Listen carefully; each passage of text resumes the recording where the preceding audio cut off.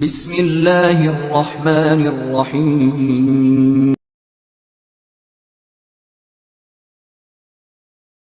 اللہ من الشیطان الرجیم بسم اللہ الرحمن الرحیم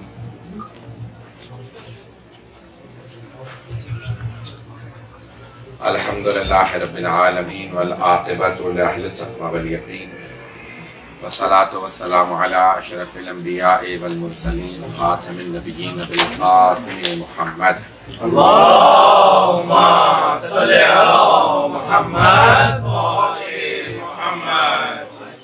وآلہ الطیبین الطاہرین المعصومین لا سیما بقیۃ اللہ فی الارضین روحی وارواح العالمین لتراب مقدمہ الفدا واللعنة الدائمة على أعدائهم أجمعين من الآن إلى قيام يوم الدين. أما بعد فقد قال الله الحكيم في كتابه الكريم بسم الله الرحمن الرحيم ونريد أن نمن على الذين استضعفوا في الأرض ونجعلهم أئمة ونجعلهم الوارثين. صدق الله العلي العظيم. صلوات. اللهم صل على محمد وآل محمد. چند شبہات کے جوابات کوشش کروں گا آپ کے سامنے پیش کروں. ایک شبہہ جو ایجاد کیا جاتا ہے کہ اگر آج صاحب الزمان علیہ السلام موجود ہیں تو ان کے وجود پہ دلیل کیا ہے. اور حتمی علامات دیکھیں، جو حتمی جہاں پہ بھی امام علیہ السلام نے کہا نا وَمِنَ الْمَحْتُوم، حتمی علامات یہ ہیں، تو ان میں سے کوئی بھی علامت ابھی تک پوری نہیں ہوئی ہے. حتمی علامات آخری 6 ماہ سے آخری 1 سال سے متعلق ہے. صرف ایک حدیث میں چھٹے امام علیہ السلام نے 50 علامات بتائی ہیں. ہر امام نے تفصیل سے علامات بیان فرمائی. علامات بہت زیادہ ہیں، سینکڑوں علامات ہیں. ہمارے علماء کا عقیدہ یہ ہے کہ 80% سے زیادہ 80% سے زیادہ 80% جو علامات ہیں وہ پوری ہو چکی ہیں. اگر لوگ سن رہے ہوں 80% سے زیادہ علامات پوری ہو چکی ہیں، لیکن حتمی علامات آخری 1 سال سے متعلق ہیں، آخری برس کے علامات. اب وہ حتمی علامات کون سی میں جلدی آپ کے سامنے پیش کرتا ہوں. المحتوم 5 یا 6 علامات ہیں جسے حتمی علامات کہا جاتا ہے. حتمی سے مراد یعنی جب تک یہ علامات پوری نہیں ہوں گی امام کا ظہور نہیں ہوگا. دوسری علامات جو ہیں اس کے بعد یہ معلوم نہیں ہے کہ امام کا ظہور کب ہوگا. جیسے مثال کے طور پہ امام نے فرمایا کہ خواتین کی جو ہے حکومتیں بڑھ جائیں گی. حکومت یعنی حاکم حکمران خواتین زیادہ ہوں گی. اچھا مولا سے کتنے عرصے بعد مولا کا ظہور ہوگا یہ نہیں بتایا. اب یہ حکومتیں کتنے عرصے رہیں گی. 20ویں صدی سے پہلے، گزشتہ جو صدی گزری ہے قرن 20 جسے کہتے ہیں 20ویں صدی 20th سینچری سے پہلے دنیا میں کبھی بھی فیمیل پرائم منسٹر نہیں رہی تھی. صرف ملکہ ہوتی تھی، یعنی کوئنز رہی ہیں لیکن پرائم منسٹر نہیں رہی کبھی بھی. سب سے پہلے دنیا کے پرائم منسٹر کہا جاتا ہے مدر نائکا کو سری لنکا. اس کے بعد پھر ایک لائن لگی، پھر اندرا گاندھی، پھر مارگریٹ تھیچر، پھر اس کے بعد ماشاءاللہ سے. تو میں لسٹ نہیں بتا سکتا کتنے سے ابھی بھی بہت سے ملکوں میں ہے. لیکن امام نے فرمایا کہ بے انتہا حکمران خواتین ہوں گی. موسم میں تبدیلی آئے گی، جسے آپ لوگ بہت سے لوگ بحث کر رہے ہیں کہ جو امام نے کہا نا موسم میں تبدیلی یعنی کلائمیٹ چینج جسے کہتے ہیں انگلش میں، یعنی یہ جو موسم میں تبدیلی آ رہی ہے بہت تیزی سے آئے گی، بہت زیادہ تبدیلی تغیر آ جائے گا. ایسی بہت زیادہ علامات ہیں.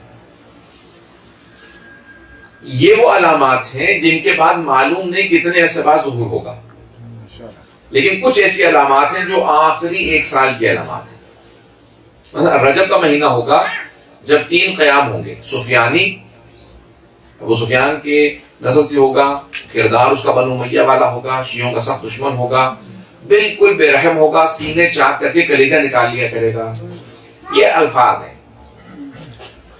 یہ کہاں سے آئے گا مولا؟ تو کہا کہ شام میں وادی یابس سے دمشق کے نزدیک، حلب کے نزدیک ایک بستی ہوگی، وہاں سے قیام کرے گا 7 افراد کے ساتھ، 100 پرچم ہوں گے اس کے. یہ حتمی علامات میں سے. حتمی علامات جلدی ہو گئی، آپ کو وقت اس میں نکل نہ جائے. حتمی علامات میں سے پہلی علامت سفیانی کا خروج. سفیانی برا ہے، لمبی داڑھی ہوگی اس کی اور بہت سخت دل ہوگا. اس کی فوج ہوگی، یعنی کہ وہ سفیانی ہوں گے، بنو امیہ کے ماننے والے یا وہابی، جو بھی آپ نام دیں. ائمہ کے زمانے میں لفظ وہابی استعمال نہیں ہوتا تھا. یہ بات کی یاد ہے سب تقریباً 150 سال پہلے کی.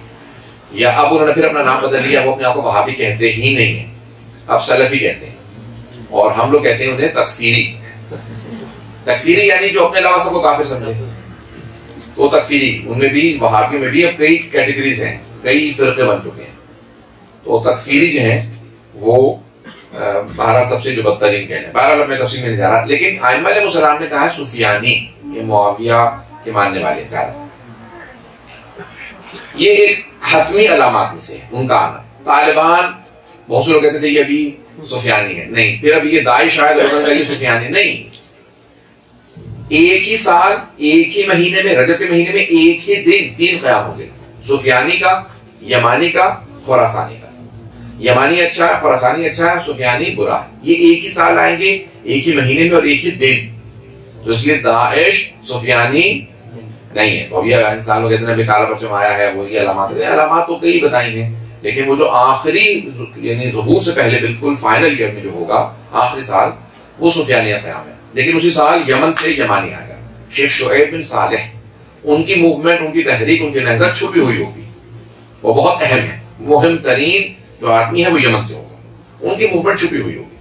وہ امام کا واقعی سب سے قریبی ترین آدمی ہوگا. اور خراسان سے ایک سید آئیں گے, حسنی ہوں گے, جن کا سر نہیں تبا تباہی ہوگا, جیسے حسنی سید ہوں گے, مشہد مقدس سے قیام کریں گے. تو ان کی تحریک نون ہوگی, ان کا سیاہ پرچم ہوگا. وہ جو آج طالبان کہتے ہیں نا کہ ہمارے پرچم کالے ہیں, امامے کالے ہیں, وہ ہم خراسان, پھر وہ لکھتے ہیں بریٹش میں افغانستان ہم لوگ ہیں. نہیں, وہ طالبان نہیں ہوں گے, وہ امام کے ماننے والے ہوں گے, وہ شیعہ حیدر کرار میں سے ہوں گے. جو اہل بیت علیہ السلام کی توہین کرتے ہوں وہ نہیں ہوں گے, امام کی اہل بیت کے ماننے والے ہوں. آسمانی ندا بلند ہوگی ماہ رمضان میں, شب قدر میں. یہ حتمی علامات میں سے جو بھی سنے گا اس کو شب قدر میں معلوم ہو جائے گا کہ اب یہ امام آنے والے. یہ آخری شب قدر ہوگی ظہور سے پہلے.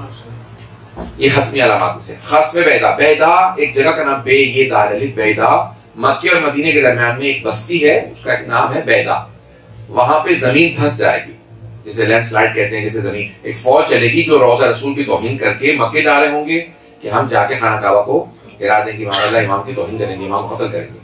جیسے بھی آپ کو پتا نا, ابھی ایک آل سعود میں کسی آدمی نے کہا کہ امام مہدی ظہور کریں گے, اور اس نے کہا کہ ایرانی جو ہیں وہ ان کا انتظار کر رہے ہیں. نہیں, سارے ایرانی انتظار نہیں کر رہے ہیں, صرف شیعہ انتظار کر رہے ہیں, اور شیعہ پوری دنیا میں انتظار کر رہے ہیں. جہاں جہاں شیعہ ہے وہاں پہ امام مہدی علیہ السلام کا انتظار ہو رہا ہے. تو اس نے, محمد بن سلمان نے کہا کہ ہم ان کے خلاف جنگ کریں گے. یعنی اس نے خود ہی بتا دیا کہ سفیانی وہ خود ہی ہے. دجال کی نسل سفیانی کی نسل.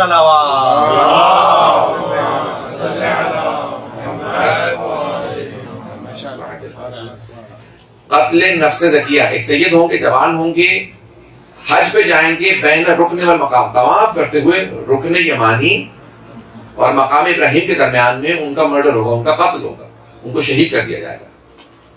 یہ حتمی علامات میں سے. ان کی شہادت کے 25 دن بعد امام کا ظہور ہوگا عاشورے کے دن. یہ ہے حتمی علامات. تو اب یہ حتمی علامات میں سے کوئی علامت پوری نہیں ہوئی ہے. جنگ جو ہے کفار کے ساتھ دوبارہ کیسی ہوگی, جدید آلات کے ساتھ ہوگی, یا دوبارہ تلوار, تیر, نیزے اور سب کچھ چلیں گے, کیا ہوگا؟ آئنسٹائن سے کسی نے سوال کیا سیکنڈ ورلڈ وار کے بعد, کیونکہ سیکنڈ ورلڈ وار میں امریکہ نے جو ہے وہ ایٹم بنا لیا, اور انہوں نے 2 ایٹم وار جاپان پہ مارے, ہیروشیما اور ناگاساکی پہ. تو اب آپ تھرڈ ورلڈ وار کو کیسا دیکھتے ہیں؟ آئنسٹائن سے پوچھا, اس نے کہا میں تھرڈ ورلڈ وار کیا مطلب, یعنی نہیں, فورتھ ورلڈ وار بتا سکتا ہوں, تھرڈ نہیں بتا سکتا. جب تھرڈ نہیں بتا سکتے, فورتھ کیسے بتا سکتے ہو؟ یعنی کہ تھرڈ ورلڈ وار میں انسان سب کچھ تباہ کر دے گا, اور پھر فورتھ ورلڈ وار میں دوبارہ پتھروں سے, ڈنڈوں سے, تلواروں سے جنگ ہوگی, کیونکہ پھر دوبارہ انسان اسٹون ایجز میں چلا جائے گا. جو بھی تیاری ہو رہی ہے تھرڈ ورلڈ وار کی, اس کے فوراً بعد جو فورتھ ورلڈ وار ہوگی صاحب صاحب کے زمانے میں, امام جنگ کرنے نہیں آئیں گے, جنگ پہلے سے ہو رہی ہوگی, امام معاملات کو سیٹل کرنے کے لیے آئیں گے, بتائیں گے کہ حق پہ کون ہے, باطل پہ کون ہے.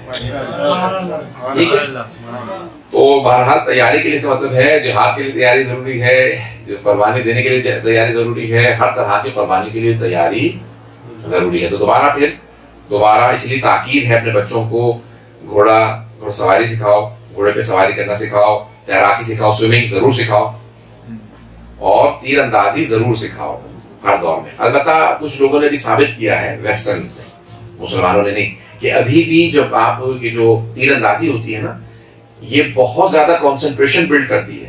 صرف ایلیٹ لوگوں کے بچے سیکھتے ہیں اور وہ بے انتہا قابل ہوتے ہیں. انسان کو کانسنٹریشن اس کی بہت زیادہ تیز بلڈ ہوتی ہے. سوئمنگ پورے جسم کی ورزش ہوتی ہے, بے انتہا مفید ہے, ہارٹ ڈیزیز کم ہو جاتی ہے, اس کے بہت زیادہ فوائد ہیں. اور اسی طرح سے گھوڑ سواری, اس میں بھی انسان کے پورے جسم کی ورزش ہوتی ہے اور انسان کو باقاعدہ بہت زیادہ. کار چلانا بالکل وہ نہیں ہے جو گھڑ سواری ہے, زمین آسمان کا فرق ہے. اب یہ وہ حضرات سمجھا سکتے ہیں جنہوں نے کبھی گھڑ سواری کی ہارس رائڈنگ کی ہو.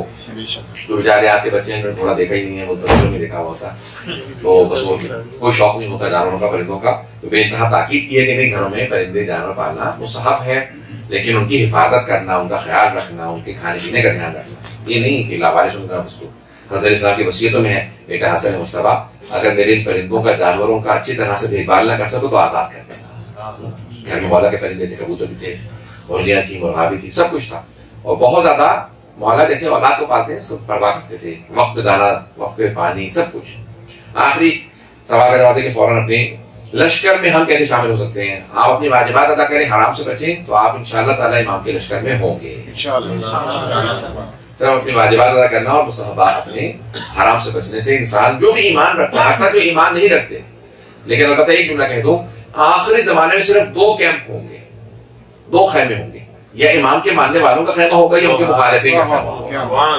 کوئی تیسرا خیمہ نہیں ہوگا. حتیٰ کفار میں 2 خیمے ہوں گے, کرسچنز میں, حتیٰ نان مسلمز کے اندر صرف 2 خیمے, یا امام کے منتظر ہوں گے یا امام کے دشمن ہوں گے. آپ بہت سے عیسائیوں کو دیکھیں, وہ بعض اوقات اتنے بعمل ہوتے ہیں, وہ کہتے ہیں نہیں, اگر آج مجھے خدا کی طرف سے آواز آئے تو میں اس کو لبیک کہوں گا. روایات میں ملتا ہے کہ بہت سے کافر امام کو لبیک کہنے میں کوئی تاخیر نہیں کریں گے, فوراً سب سے پہلے آگے کہیں گے ہم مولا پسا دیتے ہیں. صرف دیکھیں گے اور امام پہ ایمان لے آئیں گے, صرف دیکھیں گے اور ایمان لے آئیں گے.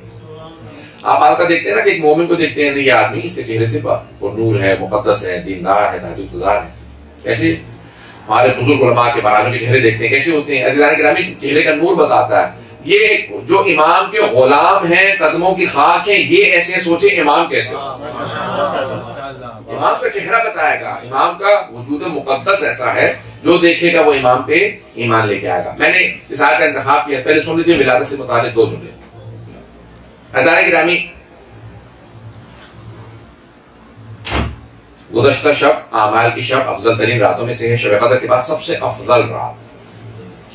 پیغمبر اسلام ہمیشہ اعمال بتلاتے تھے. جناب سیدہ بچوں کو کہتی تھی دن میں کچھ دیر سو لو تاکہ رات میں جاگ سکو. چھوٹے چھوٹے بچوں کو بھی سلا دیتی تھی. یہاں تک روایات میں ملتا ہے کہ جناب ختمی مرتبہ جو ہے وہ گھر کے جتنے بھی بچے ہوتے تھے مسلمانوں کے, ان سب کو تھوڑا تھوڑا سا چہروں پہ پانی ڈالتے کہ اٹھ جاؤ, یہ رات جاگنے کی رات ہے. توجہ ہے. بعض اوقات وہ جو فرشتے نازل ہو رہے ہوتے ہیں, انسان وہ روحانی کیفیت اپنے اندر تب پیدا کر سکتا ہے جب بیدار ہو. جو سو رہا ہو وہ اس حالت میں نہیں پہنچ سکتا. روحانی کیفیات کچھ اور ہوتی. تو اب یہ رات عبادت کی رات تھی, تو صاحب زمان علیہ السلام کی آمد کی رات. 11ویں امام علیہ السلام نے اپنی پھوپھی سے, جناب حکیمہ خاتون سے, جو امام محمد علیہ السلام کی صاحبزادی ہیں, امام علی علیہ السلام کی بہن ہیں, 11ویں امام کی پھوپھی امیر امام یاسر, اپنی پھوپھی سے کہا جب آپ جائیں گے نا سامرہ تو وہاں ایک ہی ذریعے میں 4 قبور مطہر ہیں. امام علی علیہ السلام, امام حسن علیہ السلام, حضرت نرجس خاتون, حضرت حکیمہ خاتون, 4 قبریں. تو اب وہاں جائیں گے تو حضرت حکیمہ خاتون. 11ویں امام علیہ السلام نے اپنی پھوپھی سے کہا پھوپھی اماں آج رات ہمارے گھر پہ رک جائیں کیونکہ آج 12ویں کی آمد. تو فوراً جناب حکیمہ خاتون نے سوال کیا کہ بھتیجے کس زوجہ سے ولادت کی آمد ہے؟ کس سے؟ آپ کی تو کسی زوجہ کے ہاں ولادت کے آثار ہی نہیں. توجہ ہے, کسی زوجہ کے ہاں ولادت کے آثار ہی نہیں ہے, تو کس کے حجرے میں رہوں؟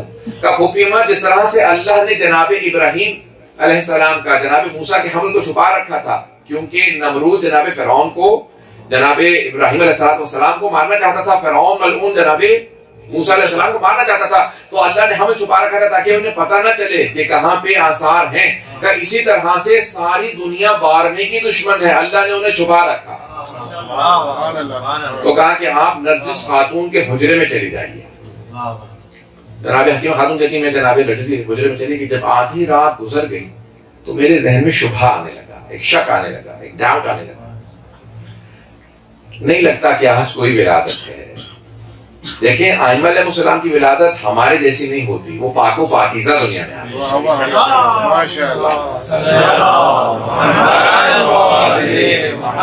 اب میں اسی تفصیل میں نہیں جاؤں گا، پاک و پاکیزہ آتے ہیں، وہ آیت تطہیر کا مصداق ہیں، وہ تمام آلائشوں سے پاک آتے ہیں، اس سے زیادہ تفصیل کی ضرورت تو نہیں ہے میرے بھائی کو۔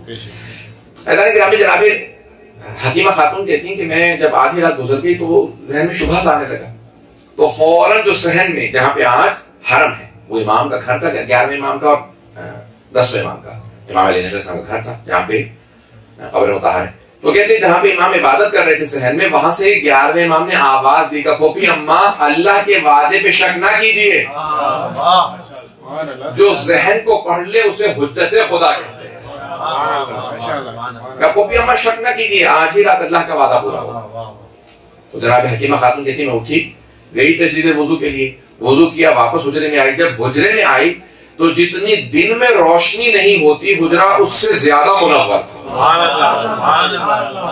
جب بے انتہا نور دیکھا میں پریشان ہوئی، دیکھا کہ ایک بچہ سر بے سجود ہے، سجدے میں اپنی پیشانی کو رکھا، قرآن کی آیات کی تلاوت کر رہا، جاء الحق وزہق الباطل ان الباطل کان زہوقا، بے شک کہ حق آ گیا ہے، باطل جانے والا ہے، باطل آیا ہی جانے کے لیے تھا۔ کہ جیسی میں نے آیات کی تلاوت سنی، میں نے فوراً بچے کو آغوش میں لیا اور کہا السلام علیکہ یا حجت اللہ، حجت خدا آپ پہ سلام۔ کا فصیح و بلیغ عربی زبان میں حجت خدا نے جواب دیا پھوپھی اماں آپ پہ اللہ کا سلام۔ نعرہ حیدری، 11ویں امام علیہ السلام نے آواز دی کہ پھوپھی اماں کچھ دیر کے لیے میرے لخت جگر کو میرے پاس لے آئی۔ میں بحار الانوار سے پیش کر رہا ہوں، حق الیقین سے پیش کر رہا ہوں، اصول کافی سے بڑی بڑی بزرگ ہماری کتابیں ان سے پیش کر رہا ہوں۔ ایک مرتبہ جناب حکیمہ خاتون کے میں نے آغوش میں لیا اور فوراً 12ویں امام علیہ السلام کو 11ویں امام کی بارگاہ میں لے گئی۔ جیسے ہی انہوں نے آغوش میں لیا، اپنے ایک مرتبہ بچے کو چوما، زبان چسائی اور سینے سے لگایا، پیار کرنا شروع کیا اور فوراً کہا لخت جگر میرا سلام ہو آپ پر۔ تو فوراً پلٹ کے 12ویں امام نے جواب دیا میرا سلام ہو میرے جد رسول خدا پر، میرا سلام ہو میرے جد علی مرتضیٰ پر، میرا سلام ہو میری دادی زہرا پر، میرا سلام ہو میرے اعزاز حسن حسین پر، سب کے نام لیے، یہاں تک کہ کہا بابا جان میرا سلام ہو آپ پر۔ جناب حکیمہ خاتون کہتی ہیں کہ مرتبہ چاروں طرف سے جو صحن تھا، جو صحن مبارک امام کے گھر کا، وہ نور کے مخلوقات سے بھر گیا، چاروں طرف انوار ایک مرتبہ زمین پہ نازل ہونے لگے، نور زمین پہ آنے لگے، مختلف انوار دیواروں پہ، بالا خانے پہ بیٹھے تھے۔ ایک مرتبہ ایک نور جو دیوار پہ بیٹھا تھا بار بار اٹھ کے آتا اور کان میں 12ویں امام کے کچھ کہتا، دوبارہ جا کے دیوار پہ بیٹھ جاتا۔ میں متحیر پریشان تھی کہ اچانک 11ویں امام نے کہا پھوپھی اماں پریشان مت ہوئیے گا، یہ اللہ کے ملائکہ اور فرشتے ہیں جو 12ویں کو سلام کرنے کے لیے آئے ہیں، اور یہ جو آپ فرشتہ دیکھتی ہیں بار بار دیوار پہ بیٹھتا ہے پھر کان میں آ کے کچھ کہتا ہے، یہ حضرت جبرائیل ہیں، یہ ان فرشتوں کا سلام پہنچا رہے ہیں جنہیں آنے کی اجازت نہیں ملی، بار بار کان میں کہتے ہیں اے صاحب زمان آپ کو اس فرشتے نے بھی سلام کہا ہے، اس فرشتے نے سلام کہا جو دنیا میں آتے ہی ہر فرشتے کو اس کے نام سے جانتا ہو اسے حجت خدا کہتے ہیں، ہر ایک فرشتے کو اس کے نام سے جانتے ہیں۔ امام فوراً کہتے ہیں علیہ السلام، اس کو بھی میرا سلام کہہ دیجیے گا۔ سب کو تفصیل سے امام علیہ السلام بتا، توجہ ہے لوگ کب تک میرے ساتھ؟ بھائی میں نے آپ سے کہا کہ مجھے کچھ سوالوں کے جواب دینے ہیں، تو یہ اب تک ولادت چھپی ہوئی ہے، آثار چھپے ہوئے ہیں تاکہ کوئی جان نہ سکے۔ کیوں؟ تمام کے تمام، جس طرح سے فرعون کے لوگ، اسی طرح سے بنی عباس کے لوگ جواسیس سے، جاسوسی کرتے تھے امام کے گھر، حتیٰ جو گھر میں کام کرنے والی بات خادمہ آتی تھی وہ جاسوسی کرتی تھی، سب جاسوس سے کہتے تھے کہ ہمیں پیغام پہنچانا ہے بنی عباس کو۔ اب امام کی 2 ذمہ داریاں تھیں 11ویں امام کی۔ پہلا کام حفاظت کریں 12ویں امام علیہ السلام کی، پہلا کام یہ تھا کہ حفاظت کریں۔ دوسرا کام امام کا تعارف کروائیں خاص خاص شیعوں کو، تاکہ شیعہ یہ نہ کہیں کہ ہم جانتے نہیں ہیں 12ویں امام کو، ہم نے تو دیکھا ہی نہیں ہے، کوئی یہ نہ کہے کہ ہم نے دیکھا نہیں ہے۔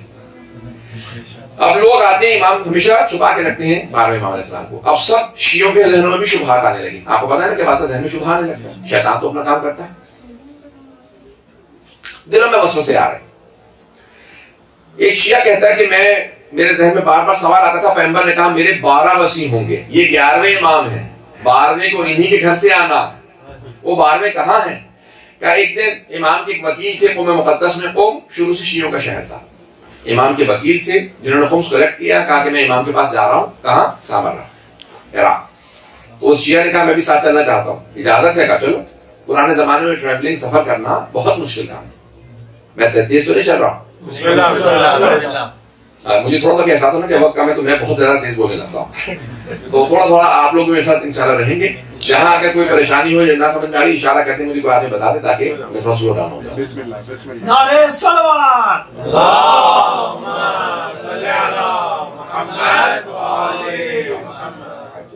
تو اب ایک مرتبہ یہ سارے کے سارے افراد چلے، ایک مرتبہ وکیل چلا، ساتھ میں شیعہ کا میں ملنا چاہتا ہوں۔ اب ذہن میں شبہ ہے، ذہن میں شک ہے، پتہ نہیں 12ویں امام کب آئیں گے، کیا ہوگا، دیکھیں گے نہیں دیکھیں گے، ابھی تک آئے ہیں پیدا وہ نہیں ہوئے۔ ایک مرتبہ پہنچا، جیسے 11ویں امام کی خدمت میں سامرا پہنچے، ان کے گھر گئے تو امام علیہ السلام نے فوراً کہا آج تمہارے خمس کا حساب میں نہیں کروں گا، آج تمہارے 12ویں امام تمہارے خمس کا حساب کریں گے۔ اور امام نے مسکرا کے دونوں کو دیکھا، وہ دونوں ایک دوسرے کو دیکھنے لگے، کہا بھائی وہ جو شیعہ کہہ رہا تھا ذہن میں شبہ ہے، اس کو فوراً جواب سے محسوس ہونے کا کہ شاید آج زیارت ہو جائے۔ امام نے اشارہ کیا، دیکھ رہے ہو سامنے؟ مولا 12ویں امام کون ہے؟ کہاں؟ سامنے دیکھ رہے؟ کہاں؟ ہاں۔ کہا وہ تمہارے 12ویں امام ہے۔ کہا مولا یہ بچہ 3-4 برس کے اس وقت 12ویں امام علیہ السلام ہے۔ کہا ہاں یہی تمہارے امام ہے۔ کہا کہ مولا کیا اللہ بچپنے میں بھی امامت دے دیتا ہے، بچے کا امام بنا دیتا ہے؟ توجہ ہے؟ امام کا قرآن کو مانتے ہو؟ کہا ہاں مولا قرآن کو مانتے تبھی تو مسلمان ہیں۔ کہا اللہ قرآن میں کہتا ہے وَآتَيْنَاهُ حُكْمًا صَبِيًّا، جناب یحییٰ ابھی سبی سواد بے یہ الف سبی کہتے ہیں بچے کو جو بالغ نہ ہوا ہو، کہ وہ اللہ جو بچپنے میں یحییٰ کو نبوت دے سکتا ہے، گہوارے میں عیسیٰ کو نبوت دے سکتا ہے، وہ کسی کو امامت کیوں نہیں دے سکتا؟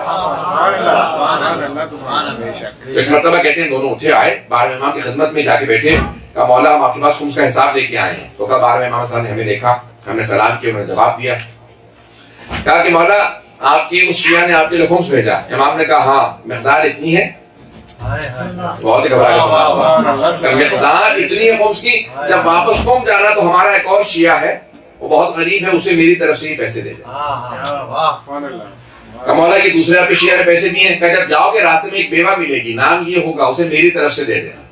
کہ مولا یہ آپ کو کیسے پتا کہ ہمیں راستے میں کوئی بیوہ خاتون ملے گی؟ کہ تعجب اس پہ نہ کرو کہ مجھے پتا ہے، تعجب تب کرو جب نہ جانتا ہوں، جاننے پہ تعجب نہ کرو، میں حجت خدا ہوں۔ ایک بیوہ خاتون ملے گی، اسے یہ خمس کے پیسے دے دینا۔ اس طرح سے امام نے مختلف طریقوں سے بتایا۔ کہ مولا ایک شیعہ نے پیسے دیے ہیں، کہ مولا نے کہا یہ قبول نہیں ہے، واپس لے جاؤ۔ کہ مولا آپ کا شیعہ ہے، خمس ہے، خمس آپ کا حق بنتا ہے، کیوں قبول نہیں ہے؟ کہ اس شیعہ نے میرے دوسرے شیعہ کا حق غصب کیا، جب تک اس کا مال لوٹا نہ دے، اسے راضی نہ کر لے، تب تک میں خمس قبول نہیں کروں گا۔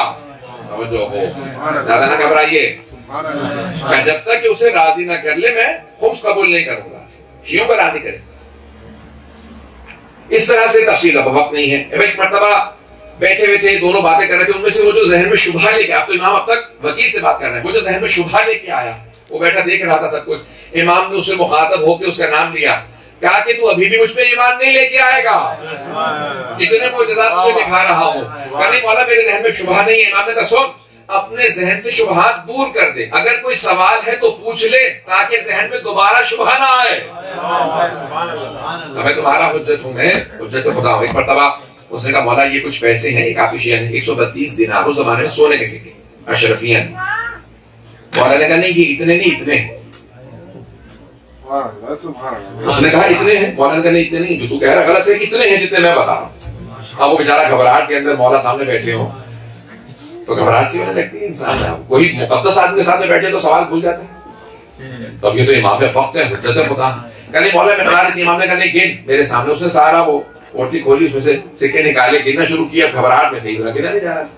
کہ نہیں مولا یہ پتہ نہیں کتنی مقدار بنی۔ امام نے کہا دوبارہ گن، دوسری مرتبہ گنے، پھر نہیں کاؤنٹ کر سکا۔ امام نے کہا تیسری مرتبہ گن، میں بتاتا ہوں گنے، تو وہی مقدار تھی جو امام زمانہ نے بتایا۔ عزیزان گرامی جب بتا دیا، امام نے ذہن سے شبہ دور کیا، امام نے کہا تعارف بھی ہوتا چلا جائے۔ اب میں شبہ کا جواب دینا چاہ رہا ہوں۔ اب آپ کے ذہنوں میں ہے نا کہ 255 ہجری میں امام کی ولادت ہے، 255 یہ امام کی ولادت کا سال۔ 260 ہجری میں 11ویں امام کی شہادت ہے. اب تک بنی عباس نہیں جانتے کہ 12ویں کون ہے، لیکن سب کے ذہنوں میں یہ 11واں ہے. اب وہ کہہ رہے ہیں ان کو جلدی زہر دے دو، ایسا نہ ہو کہ 12واں آ جائے، پھوکوں سے یہ چراغ بجھایا نہ جائے گا. یہ آج کوئی جا کے محمد ابن یہ سلمان ملعون کو بتا دے کہ جب اس زمانے میں بنی عباس نہیں روک سکے امام کی آمد کو، تو کیسے مکے میں امام کے ظہور کو روک لے گا؟ بار بار کہتے ہیں نا مکے میں ظہور نہیں ہونے دیں گے. تو کوئی میں کیا کہوں، گرامی توجہ رکھیے گا. اسے کہا نا مکے میں ظہور نہیں ہونے دیں گے. دشمنان اہل بیت پہ لعنت.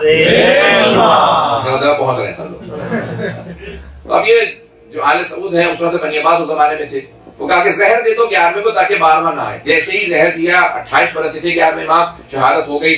فوراً جواسیس کو بھیجا، جاسوسوں کو کہا جاؤ جا کے دیکھو جنازے میں کوئی بچہ نہ آئے، کوئی ایسا نہ ہو کہ جو پہچانا نہ چاہتا ہو.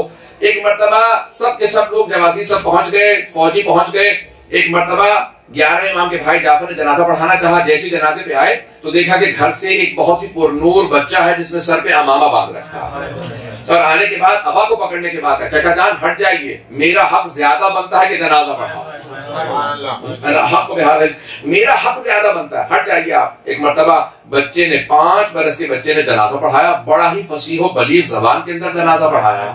اور سارے کے سارے شہر نے دیکھا کہ بچہ آیا. توجہ ہے، سوال کا جواب ملا نہیں ملا.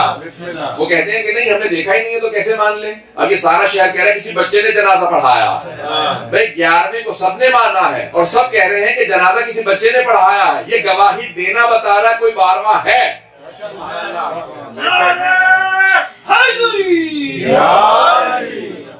توجہ ہے، یہ پہلا جواب ہے. ایک مرتبہ جنازہ ہو گیا، اس کے بعد پھر کہا کہ دوبارہ جنازہ واپس گھر میں لے آئیے، جہاں میرے دادا کی قبر ہے اس کے بالکل ساتھ دفنایا جائے گا. اب یہ کہنا میرے دادا کی جہاں قبر ہے. اب جب یہ جاسوس واپس گئے تو فوراً بنی عباس کے خلیفہ نے پوچھا کبھی جنازہ کس نے پڑھایا؟ کہا پتہ نہیں. کیا مطلب؟ اتنے ہم نے پیسے خرچ کیے کہ نظر رکھو کون جنازہ پڑھائے گا، تم کہہ رہے تمہیں پتہ نہیں؟ کہ نہیں پتہ نہیں، کوئی بچہ آیا تھا اس نے جنازہ پڑھا دیا. کہ بچہ کون تھا؟ کہ بھائی وہ جہاں 11ویں یہ حسن عسکری علیہ السلام رہتے تھے وہیں سے بچہ آیا، جنازہ پڑھا کے واپس چلا گیا. کہ کہیں ایسا نہ ہو 12واں ہو. گھر کو چاروں طرف سے گھیر لو. سب نے گھیر لیا، فوج آئی، پورا لشکر آیا. 400 افراد گھر میں گئے. کہا ہمیں بچے کو دیکھنا. اب سارے کے سارے خادم جو وہاں موجود تھے سب نے روکے، کہ نہیں کوئی نہیں آ سکتا. کہ نہیں ہم آئیں گے. انہوں نے دروازہ گرایا اور اندر چلے گئے. جو دروازے گرانے کی تو عادت مسلمانوں کی پرانی ہے. ایک مرتبہ گئے کہ ہم 12ویں کو دیکھنا چاہتے ہیں. آئے، گھر کے اندر آئے، صحن میں گئے، ہر جگہ دیکھا کہ ایک بچہ ہے جو سرداب میں جا رہا ہے. ایک بیسمنٹ ہے وہاں پہ بچہ جا رہا ہے. فوراً بیسمنٹ میں گئے. کچھ لوگوں نے بیسمنٹ کو گھیر لیا ہے، کچھ افراد بیسمنٹ میں گئے. اس کے بعد کہتے ہیں کہ وہاں پہ سرداب مبارک میں جانے کے بعد بچہ نہیں ملا. توجہ ہو، وہ 400 افراد واپس گئے. سب نے جا کے شہادت دی، گواہی دی کہ بچہ نہیں ہے. توجہ ہو، جب سب نے گواہی دی تو انہوں نے کہا نہیں 12ویں امام نہیں ہے. اب یہی کہو کہ نہیں ہے، کیونکہ 400 افراد نے تلاش کیا اور انہیں نہیں ملے، اس کا مطلب ہے نہیں ہے. عزیزان گرامی، ان کا تلاش کرنا بتا رہا ہے کوئی ہے. ہمارے فلسفے کا قانون ہے کہ نہ ملنا نہ ہونے کی دلیل نہیں ہے. بہت ہی گھبرا کے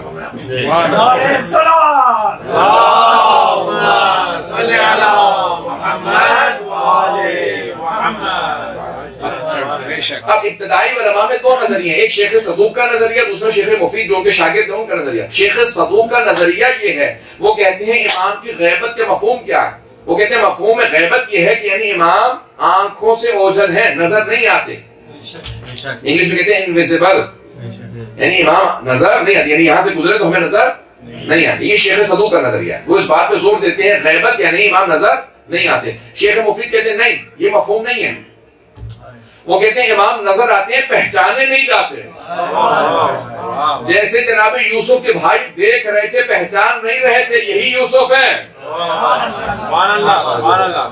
بات کے علماء کا نظریہ اور میرا بھی عقیدہ یہی ہے کہ نہیں، امام کا اختیار ہے، ولایت ہے. جسے چاہے اسے نظر آئے، جسے چاہے اسے نظر نہ آئے، اور جسے نظر آئے وہ ولایت رکھتے ہیں، کون پہچانے کون نہ پہچانے.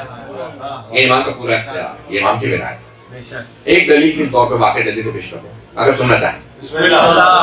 حضرت خاتم مرتبہ کا سیرہ حلبیہ میں ہے کہ ام جمیل، سب جانتے ہیں ام جمیل کو؟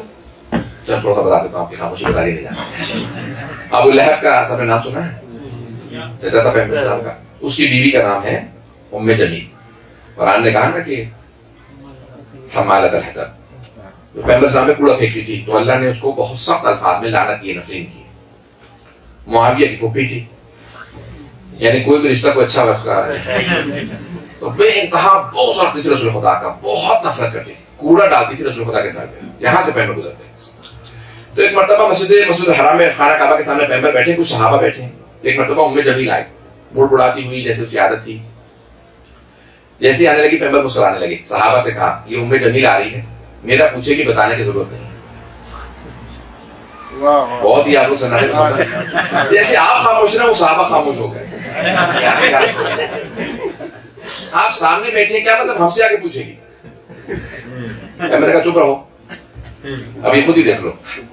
اب وہ پیغمبر صاحب کو دیکھ رہے کہ ام جمیل آ رہی ہے، پیغمبر صاحب سامنے بیٹھے ہیں اور یہ آئے گی توہین کرے گی. ان کا قریش کا بہت زیادہ زور تھا. ایک مرتبہ ام جمیل نے آ کے سوال کیا کہ محمد کہاں ہے؟ اب وہ صحابہ کبھی پیغمبر کو دیکھیں کبھی اسے دیکھیں کہ ہمیں نظر آ رہے ہیں سامنے بیٹھے ہوئے ہیں. توجہ نے کیا کچھ کہا اس نے، اس کے بعد اتنی بار چلی گئی. پیغمبر مسکراتے رہے. اب ایک مرتبہ صحابہ کا یا رسول اللہ کیا مطلب؟ یہ اتنے سوالات کر کے چلی گئی کہ اب اگر آئے گی تو دیکھ لے گی. کہ یا رسول اللہ کیا مفہوم ہے؟ یہ آپ سامنے بیٹھے تھے ہم سے پوچھ رہے کہ بغیر دیکھے چلی گئی. کہ میں جسے چاہوں اسے نظر آتا ہوں. بھائی شب ہجرت بھی پیغمبر نے ایسا ہی کیا. گھر کے دروازے میں 40 افراد کھڑے تھے، پیغمبر سامنے سے گزر گئے. ہے نا؟ تو حبیب خدا کی ولایت ایسی ہے، یہ پیغمبر اسلام کا وارث حقیقی ہے، ان کی ولایت کا وارث. تو ایک مرتبہ کہا کہ جسے چاہوں اسے نظر آتا. حضرات گرامی جسے چاہتے ہیں اسے نظر آتے ہیں. ایسے بہت سی روایات میں ہے جب ظہور کریں گے تو بہت سے لوگ کہیں گے ارے یہی امام زمانہ میں نے کربلا میں دیکھا تھا. کوئی کہے گا نہیں میں نے نجف میں دیکھا تھا. کوئی کہے گا میں نے حج پہ دیکھا تھا. مقدس مقامات پہ ہمیشہ صاحب الزمان موجود ہوتے ہیں. 40 پہ ہر سال کربلا ہوتے ہیں، ہر سال حج پہ خانہ کعبہ میں ہوتے ہیں. بہت سے لوگ دیکھیں گے پہچانیں گے کہ ہاں یہی ہے. اس کا مطلب ہے کسی کو نظر بھی آتے ہیں. حضرات گرامی یہ ہے غیبت. آخر جملے سن لیجیے. حضرات گرامی بہت سے مطالعے ذہن میں لکھ کے آیا تھا. میں نے جتنا ہو سکتا تھا خلاصہ کیا کہ آپ کے سامنے مفہوم پیش کر سکوں. آج امام زمانہ کا دن ہے. آج ہم کس کی رعیت ہیں، کس کی حکومت میں زندہ ہیں. اپنے آپ کو لاوارث نہ سمجھیں. ہر آدمی یہ کہے کہ میں لاوارث نہیں ہوں، میرا ایک وارث موجود ہے، ان کا امام زمانہ نام.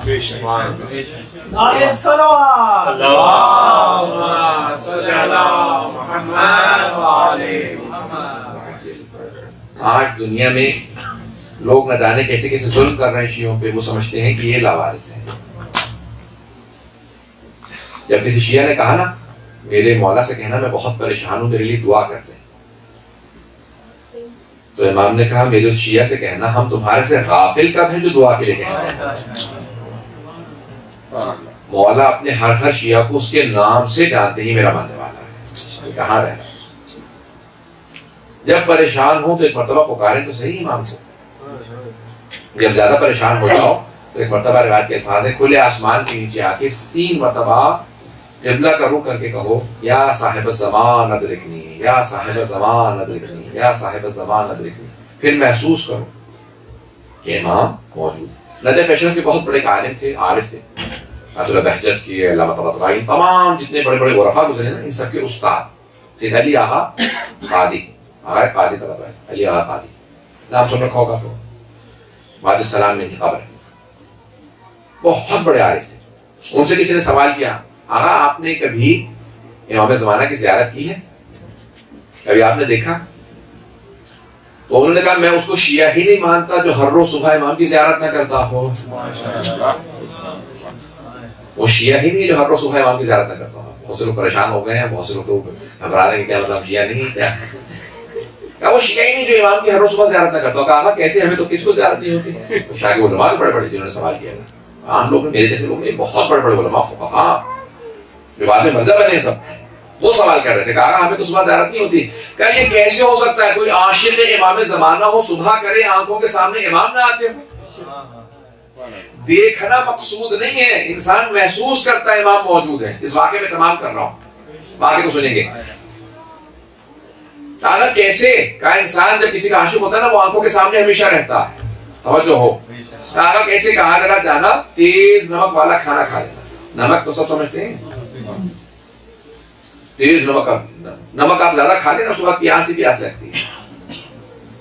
ٹرائی کرنے کی ضرورت نہیں ہے، نمک کھا کے دیکھتے ہیں پیاس لگتی ہے کہ نہیں. جب تیز نمک ہو تو پیاس ہی پیاس لگتی ہے. کہا کیا ہوگا؟ امام زمانہ کہا تمہیں زیارت کا مفہوم سمجھ میں آ جائے گا، لیکن ایک شرط ہے، پانی نہ پینا. تو انہوں نے کھانے میں تیز نمک کیا سب نے اور کھانا کھا لیا، پانی نہیں پیا، سو گئے. صبح اٹھے کہا نہیں کوئی زیارت نہیں، پتہ نہیں سب آئے کہا کوئی زیارت نہیں ہوئی. آپ نے کہا تھا زیارت سمجھ میں آ جائے گی. کہا تم کیا سمجھ رہے تھے کہ رات میں کیا ہوگا؟ کھانا کھانے سے امام سمجھ کے زیارت ہو جائے گی؟ آپ نے کہا کہ تیز نمک کے ساتھ کھانا کھا لو، اس کے بعد تمہیں زیارت کا مفہوم سمجھ میں آ جائے گا. کبھی کیا دیکھا تم نے؟ کو خواب دیکھا؟ کہ بس پوری رات جب بھی آنکھ لگتی تھی بس ایک خواب آتا تھا، سامنے پانی بہ رہا لیکن اب پی نہیں رہے. پتہ نہیں توجہ ہے. سامنے پانی رکھا تھا لیکن پانی نصیب نہیں تھا. کبھی کنویں کے سامنے کھڑا دیکھا پانی نہیں ہے، دریا بہتا دیکھا پانی نہیں پی رہے، ہم کھڑے ہیں پیاسے ہیں. کہا جب اتنی نمک کی انسان کو شدت سے زبان پہ نمکینیت محسوس ہو رہی ہو کہ انسان بغیر پانی پیے سو جائے تو پوری رات خواب میں پانی ہی نظر آتا ہے. جب کم از کم اتنی تڑپ ہو امام زمانہ کے لیے تو پوری رات خواب میں امام زمانہ ہی امام زمانہ نظر آئے. جب تڑپ اتنی ہو، عشق اتنا ہو صاحب الزمان، تو پھر امام زمانہ کیوں نظر نہیں آیا؟ آیا اتنی تڑپ ہے. رضوان گرامی اس لیے ممکن ہی نہیں ہے کہ ہر روز صبح زیارت نہ ہو. جو عاشق ہوگا امام زمانہ بلند تر صلوات.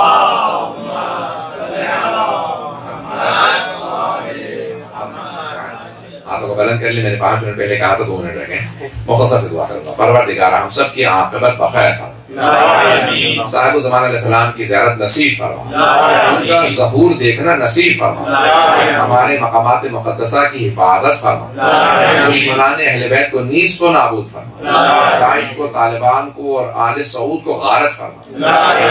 پروردگارا اس وقت دنیا کے حالات بہت سے خراب ہیں، مؤمنین کی حفاظت فرما، عراق و شام کے تمام روضوں کی حفاظت فرما، ابن اول کو آزاد فرما، جنت البقیع دوبارہ تعمیر ہوتا دیکھنا نصیب فرما. جتنے مومنات یہاں آج موجود ہیں سب کی دعائیں مستجاب فرما، جتنے مریض ہیں سب کو شفائے کاملہ عاجلہ عنایت فرما، مقروضوں کے قرضے ادا فرما، پریشان حالوں کی پریشانیاں دور فرما، خصوصاً وہ والدین جو اپنے بچوں کی طرف سے پریشان ہیں، بچے بچیوں کے رشتوں کی طرف سے پریشان ہیں، امتحانوں کی طرف سے جو پریشانی ہے پریشانی دور فرما. تقبل منا انك انت السميع العليم بحق محمد وآله الطيبين الطاهرين المعصومين. صلوات. اللهم صل على